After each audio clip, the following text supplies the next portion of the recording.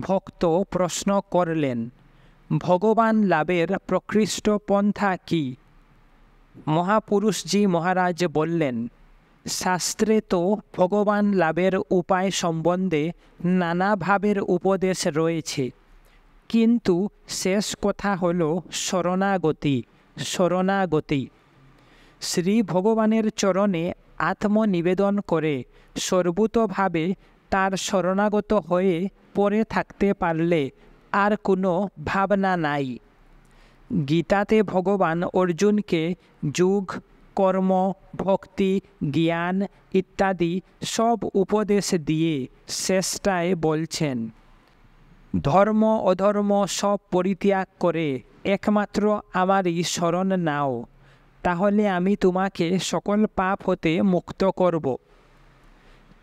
তবে ভগবানে সর্বতোভাবে আত্মনিবেদন ও শরণাগতি একদিনে আসে না।